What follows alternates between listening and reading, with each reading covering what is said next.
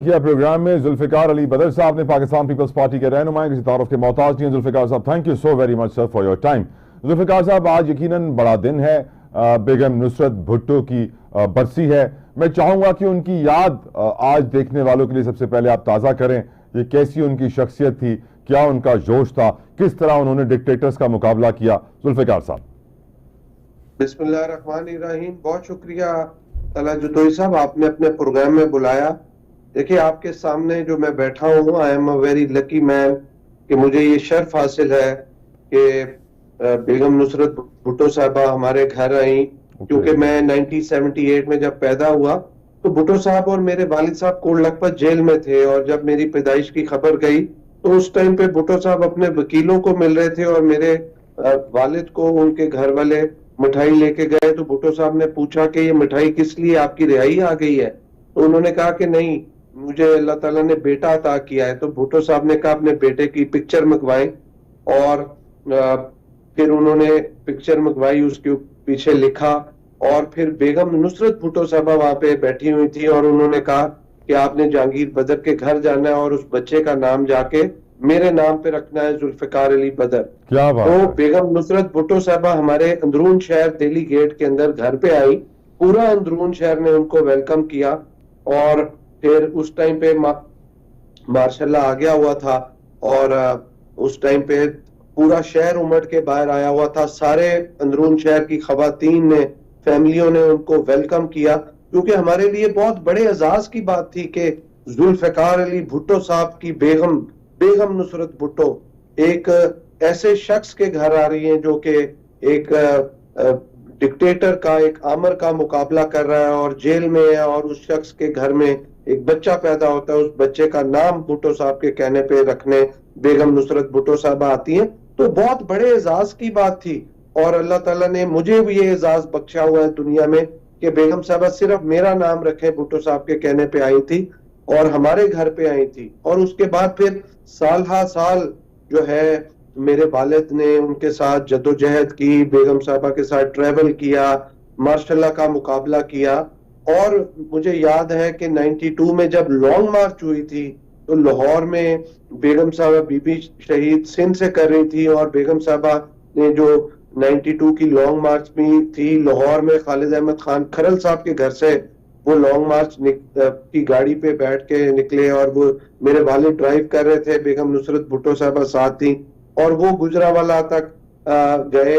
और वहां पे फिर जाते हुए गुजरावाला में रास्ते में उनको अरेस्ट कर लिया गया और खानपुर रेस्ट हाउस के अंदर रखा, हैड सुलेमान की रेस्ट हाउस में। तो हम उनको मिलने गए, वहां पे मुलाकातें हुई।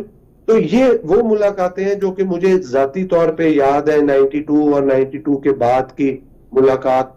और उससे पहले तो मुझे कोई इतना याद नहीं है, लेकिन मुझे ये पता है कि ये जो मार्शल्लाह के दौर की, ज़ियाउल हक के दौर की स्ट्रगल का टाइम था, उस पे जिस तरीके से एक आयरन लेडी के तौर पे बेगम नुसरत भुट्टो साहिबा और बेनजीर भुट्टो साहिबा एक आमर के सामने खड़ी हो गई और मुकाबला किया, ये आम खातून का काम नहीं है। ये सिर्फ नुसरत भुट्टो साहिबा जो के कर आज तो फिर हम कहते हैं विमेन एम्पावरमेंट, हम 21वीं सदी में रह रहे हैं, टेक्नोलॉजी का दौर है, कम्युनिकेशन का दौर है। अब बिलावल साहब की वो आईनी तरमीम वाले दिन जो तकरीर थी, उन्होंने बताया कि चीफ जस्टिस की जो जजों को लगाने की ताकत होती थी वो 1996 में पाकिस्तान में वजीर आजम बेनजीर भुट्टो के दौर में उनसे ले ली गई कि एक खातून जो है वो इस मुल्क में जज ना लगाए। और हम ये भी जानते हैं कि दुनिया की पहली खातून बेनजीर भुट्टो।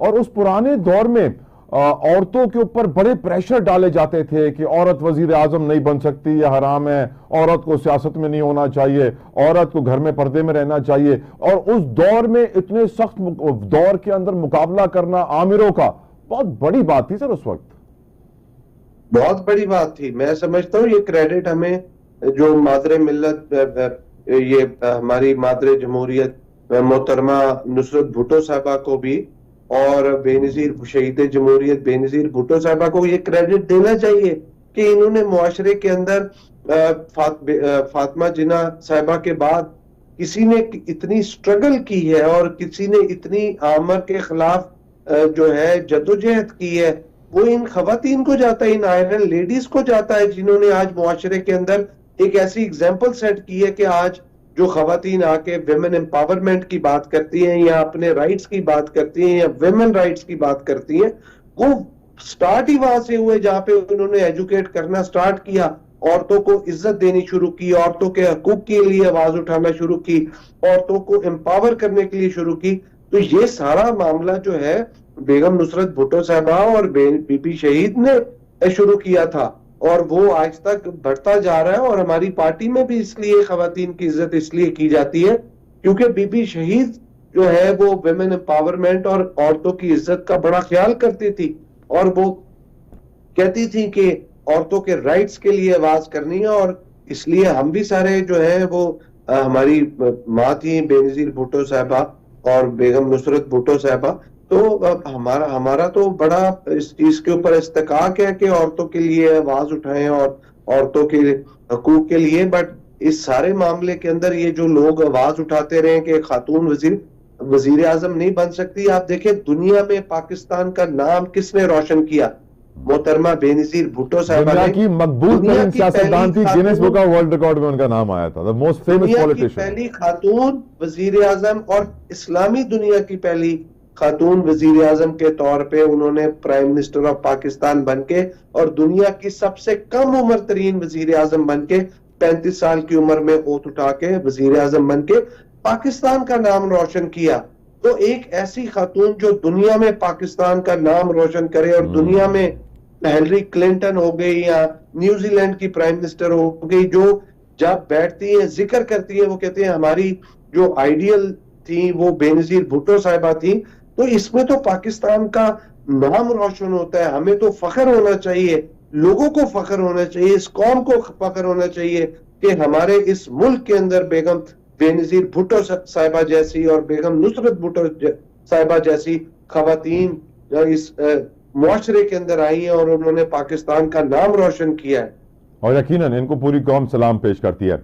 जुल्फिकार साहब, टेकिंग द अपॉर्चुनिटी, हम जानते हैं मुल्क में आईनी तरमीम का दौर आ चुका है, नए चीफ जस्टिस नामजद हो चुके हैं, नोटिफिकेशन 3 साल का निकल चुका है। पर जुल्फिकार साहब, एक बड़ी अजीब सी बात थी। अब पहले हम देख रहे थे कि पीटीआई हो, वकला तंजीमें हो, बड़ी धमकियां लगा रहे थे कि मंसूर अली शाह साहब के अलावा किसी का नाम आया तो हम एहतजाज करेंगे।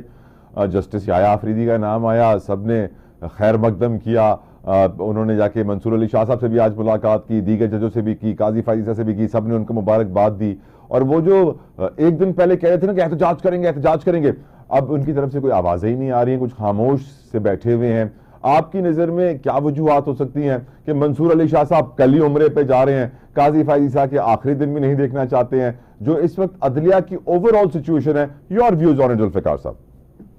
देखिए, मैं एज ए लॉयर आपको एक बात बताऊं, देखें जब वकील की वकालत चल रही हो, उसका इकोनॉमिक साइकिल बेहतर हो रहा हो, वकील कभी सड़क पे नहीं आता।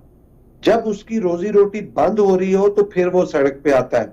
जैसे इफ्तिखार चौधरी के टाइम पे हुआ था कि उस टाइम पे सारे जजेस को फारिग कर दिया गया और चीफ जस्टिस के साथ पूरी एक खेप फारिग की गई, पीसीओ जजेस बनाए गए। अभी देखिए, ये जो तरमीम हुई है, तरमीम के बाद जो कुछ भी हुआ आईनी और कानूनी तरीके से हुआ और एक प्रोसीजर तय किया गया और ड्यू प्रोसेस को फॉलो किया गया। और मैं समझता हूं कि तमाम जजेस ने एक अच्छा जेस्चर दिया है और चीफ जस्टिस ने भी जाके सबसे मुलाकात करके एक अच्छा जेस्चर और एक अच्छी ट्रेडिशन सेट की है, जिसकी वजह से तो जिन्होंने बाहर आके तहरीक चलानी थी, भाई चलानी किस वजह से थी? कोई इलीगैलिटी, कोई इरेगुलरिटी, कोई अनलॉफुल, कोई अनकॉन्स्टिट्यूशनल एक्ट हुआ है तो उसके खिलाफ आप आएंगे ना। अब हम तो किसी पर्सन स्पेसिफिक पे थे नहीं। मेरे लिए तो जो काजी फाइज ईसा साहब हैं, मंसूर अली शाह साहब हैं या जस्टिस याया अफरीदी साहब हैं, मेरे लिए एक बराबर है। वो हमारे हक में फैसला देते हैं, हमारे खिलाफ देते, हमने उनकी इज्जत करनी है। हमें उनकी जात से कोई प्रॉब्लम नहीं है, हमें उनकी जजमेंट या उनके फैसले से प्रॉब्लम हो सकती है। आए दिन हम कोर्ट्स में जाते हैं, जजेस के सामने पेश होते हैं, तो जजेस हमारे हक में भी फैसला करते हैं, हमारे खिलाफ भी करते हैं। जो खिलाफ करते हैं इसका मतलब ये थोड़ी होता है कि अगली दफा हम उनके पास पेश नहीं होंगे, अगली दफा फिर पेश होते हैं। वो किसी केस में हमारे हक में करते हैं, किसी में खिलाफ करते हैं। उन्होंने तो आइन और कानून की रोशनी में फैसला करना होता है। और उन्होंने एक चीज we have to understand and everybody should understand कि these are the courts of law, not the court of justice. लेकिन सर कोर्ट ऑफ लॉ और कोर्ट ऑफ जस्टिस में जुल्फिकार साहब अगर जज आपस में लड़ते झगड़ते रहेंगे, एक दूसरे के बारे में ऐसी ऐसी बातें कही गई हैं, आप जानते हैं पिछले दिनों में कि आज तक हमने कभी ये नहीं सुना था कि एक जज दूसरे जज के बारे में ऐसी बातें कर रहा है। वैसे अंदर होती होंगी बातें, बाहर नहीं आती थी, लेकिन अब सब बाहर आ गया। जस्टिस याया आफरीदी क्या जजों के दरमियान इख्तलाफात खत्म कर पाएंगे? क्या अवाम और अदलिया के दरमियान जो फासले पैदा हो गए हैं कि लोग दुआएं देते हैं कभी अदालत से पाला ना पड़े, क्या वो फासले खत्म हो पाएंगे? क्या वो एतमाद बिल्ड होगा? क्या अदलिया का इमेज बेहतर होगा? ये बहुत बड़े सवालात हैं जुल्फिकार साहब।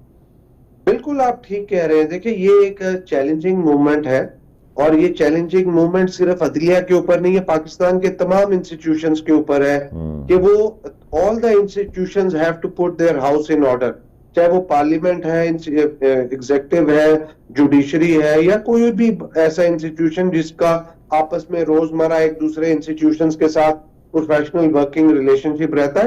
तो फर्स्ट थिंग इज के every institution have to put their house in order.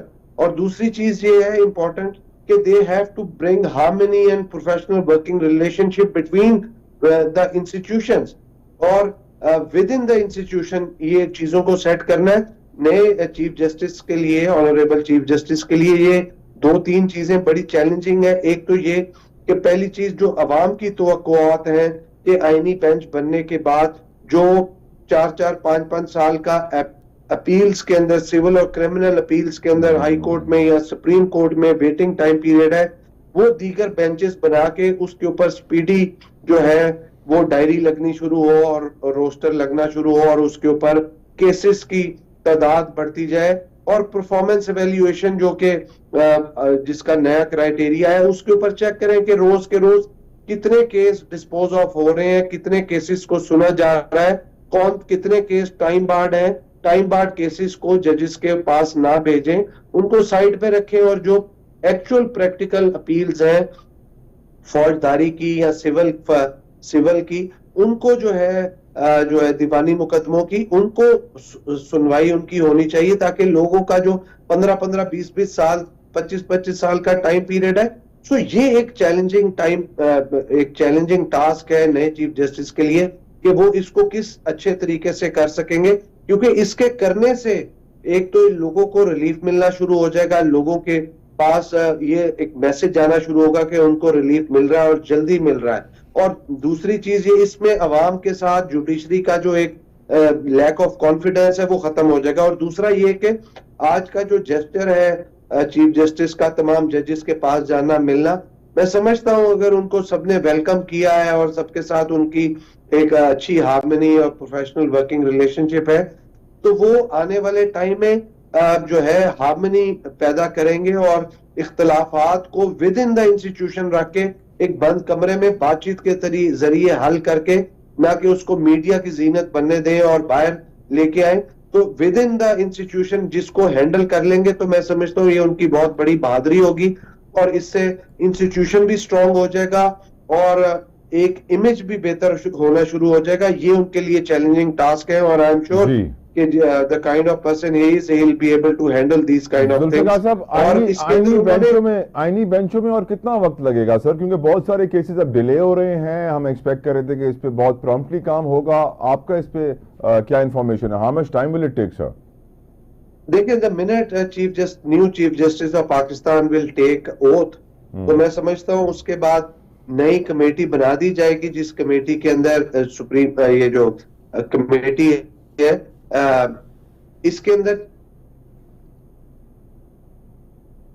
Right I think right sir opposition का सेनेटर, एक मेंबर पार्लियामेंट, एक हुकूमत का एक अपोजिशन का मेंबर पार्लियामेंट MNA, एक